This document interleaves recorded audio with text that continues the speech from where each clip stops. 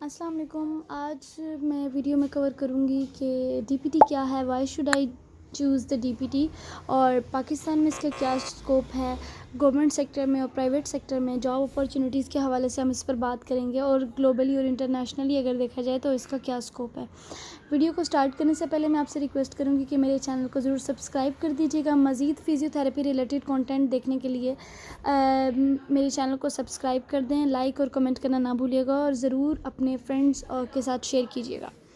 DPT की तरफ आते हैं कि तो डीपीटी हमारे पास क्या एक 5 इयर्स डिग्री प्रोग्राम है जो एक डॉक्टरेट डिग्री होती है हमारे पास। इसमें हम सेमी मेडिकल रिलेटेड जो है हमारे पास डिग्री ये होती है। इसमें हम लोग जो प्रोग्राम पढ़ते हैं उसमें हमारा कोर्स वर्क में एनाटमी होती है, फिजियोलॉजी होती है, clinical practice, hands on experience करते हैं। इसके अलावा इंटर्नशिप्स और हमारी क्लिनिकल रोटेशन होती हैं। अब बात करते हैं कि हमें डीपीटी क्यों चूज़ करनी चाहिए। डीपीटी अगर चूज़ करने के लिए अगर देखा जाए तो सबसे पहले आ जाता है कैरियर अपॉर्चुनिटीज़। आप किसी हॉस्पिटल में काम कर सकते हैं, आप क्लिनिक्स में काम कर सकते हैं, किसी स्पोर्ट्स फैसिलिटीज़ में या प्राइवेट प्रैक्टिस में आपको काम करना मिल जाता है इसमें। इसके अलावा हमारे पास जो पेशेंट रेशो है वो बहुत ज़्यादा है। फिज़ियोथेरेपी रिलेटेड इश्यूज़ पाकिस्तान में बहुत ज़्यादा हैं पेशेंट्स में, तो ये हमारे पास एक बहुत अच्छा इम्पैक्ट पड़ता है इसका। इसके अलावा जॉब सेटिस्फेक्शन की अगर हम बात करें तो उसमें high levels of job satisfaction है, क्योंकि हम डायरेक्टली पेशेंट की लाइफ को बेहतर कर रहे होते हैं इसमें। नेक्स्ट आ जाता है हमारे पास स्कोप जो है एक बहुत मेन चीज़ है हमारे पास। इसी को देखकर स्टूडेंट जो है वो इनरोल करते हैं किसी भी सब्जेक्ट में, किसी भी फील्ड में जाते हैं। तो अगर डीपीटी का पाकिस्तान में स्कोप देखा जाए तो ग्रोइंग डिमांड हमारे पास है कि आपके पास अवेयरनेस इंक्रीज़ हो रही है फिज़ियोथेरेपी रिलेटेड, उसके बेनिफिट्स क्या हैं। तो इस तरह हमारे पास हाई डिमांड है इसकी। अपॉर्चुनिटीज़ में हम बात करें तो आपको इजीली मिल जाती है जॉब अपॉर्चुनिटीज़ की। अगर बात करें हॉस्पिटल में आप जॉब कर सकते हैं, किसी रिहैबिलिटेशन सेंटर में आप जॉब कर सकते हैं, स्पोर्ट्स क्लिनिक्स हो गए, या फिर स्पोर्ट्स मैन के साथ कोई पर्सनल ट्रेनर या कुछ इस तरह करके भी आपको इजीली जॉब्स मिल जाती हैं। नेक्स्ट आ जाता है हमारे पास एजुकेशन में। तो एजुकेशन में डीपीटी प्रोग्राम जो है वो बहुत ज़्यादा स्टूडेंट्स जो हैं इसको अवेल कर रहे हैं और डीपीटी प्रोग्राम्स में इनरोल हो रहे हैं। अगर इंटरनेशनली स्कोप की बात करें तो इंटरनेशनल जो कंट्रीज़ आती हैं इसमें वो है यूएस में, कनाडा में, ऑस्ट्रेलिया में, यूके में बहुत ज़्यादा हाई डिमांड है फ़िज़ियोथेरेपी की। उसके लिए बस यही है कि आप फ़िज़ियोथेरेपी का प्रोग्राम जो है उसमें इनरोल हो। 5 इयर्स का प्रोग्राम के बाद आप लाइसेंस के लिए अप्लाई करते हैं। यूके का अभी तक तो एचसीपीसी का कोई एग्ज़ाम नहीं होता, बाकी कंट्रीज़ के लिए आपको एग्ज़ाम पास आउट करना पड़ता है लाइसेंस लेने के लिए, और फिर आप बाहर अप्लाई कर सकते हैं। नेक्स्ट आ जाती हैं एडवांस अपॉर्चुनिटीज़ में। आप स्पेशलाइजेशन के लिए भी बाहर जा सकते हैं। फिर जो आप अप्लाई करते हैं उसमें आपके पास 1 ईयर का एमएस होता है, और पाकिस्तान में आपके पास 2 इयर्स का एमएस होता है। बात करते हैं कि पाकिस्तान में कौन कौन सी फील्ड्स में आप एमएस कर सकते हैं, जिसमें आ जाता है हमारे पास ऑर्थो है। इसके अलावा आप पीड्स में कर सकते हैं, और स्पोर्ट्स में कर सकते हैं, कार्डियो में कर सकते हैं, न्यूरो में कर सकते हैं, मस्क्यूलो आ जाती है, स्पीच थेरेपिस्ट आ जाते हैं। ये सब स्पेशलाइजेशन की फील्ड्स हैं। इसमें आप स्पेशलाइजेशन करके डिफरेंट सेक्टर पे एज अ स्पेशलिस्ट काम स्पेशलिस्ट आप काम कर सकते हैं। सैलरीज़ की अगर हम बात करें तो पाकिस्तान में आपके पास क्लिनिकल जो प्राइवेट सेक्टर है वहाँ एक आप काम कर सकते हैं। प्राइवेट सेक्टर्स की सैलरीज़ जो हैं वो भी डिपेंड करती हैं, और आपके पास जो गवर्नमेंट सेक्टर की सैलरीज़ हैं वो भी डिपेंड करती हैं।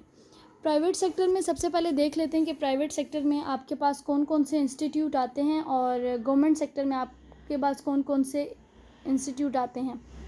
जो आपके पास गवर्नमेंट सेक्टर है उसमें आप as a physical educational teacher काम कर सकते हैं, फ़िज़िकल ट्रेनिंग इंस्ट्रक्टर के तौर पे काम कर सकते हैं, फ़िज़ियोथेरेपिस्ट के तौर पे काम कर सकते हैं, रिस्पायरेटरी थेरेपिस्ट के तौर पर आप आईसीयू में काम कर सकते हैं। ऑक्यूपेशनल थेरेपी एक फ़ील्ड है जो कि आपके पास फ़िज़ियोथेरेपी की ही सब फील्ड होती है। उसमें आपका स्पेशलाइज होता है, आप बच्चों को सिर्फ उसमें फिजियो करवाई जाती है, और एक स्पेशल लिम्ब आपके पास जो अपर लिम्ब होता है उस पे आपका मेन फोकस जाता है।